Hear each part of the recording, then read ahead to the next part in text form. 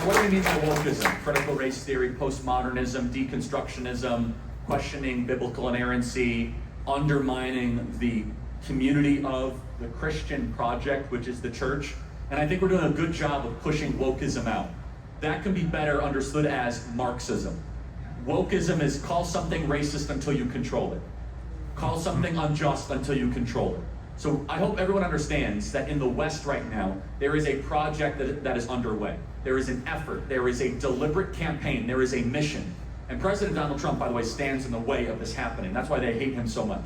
They don't hate him because of his tweets. They don't hate him because of his tone. They hate him because he represents you against the enemy of darkness to come and take over the United States of America. But it's a two-pronged attack.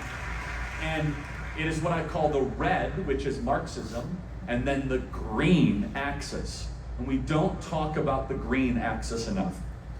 It is a mixture of Marxism and Mohammedanism. Mohammedanism, otherwise known as Islam.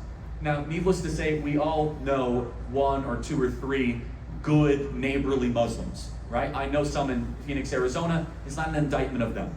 The bigger question, though, is what happens when you import tens of thousands, hundreds of thousands of this foreign ideology.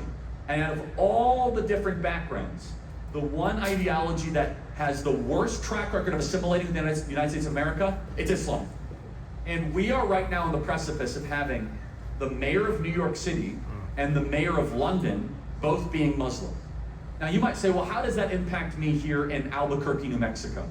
Now, I don't know if you guys have a big Muslim issue or not here in New Mexico. I don't know. In Arizona, it's growing. But let's just take a pause. If our greatest, I should say greatest, if our biggest city is about to fall to an Islamic mayor, we should take a step back 24 years after 9/11.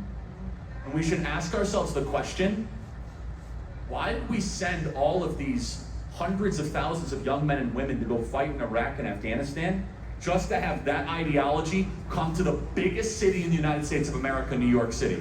And so we need to take, and how does that impact all of you here in New Mexico?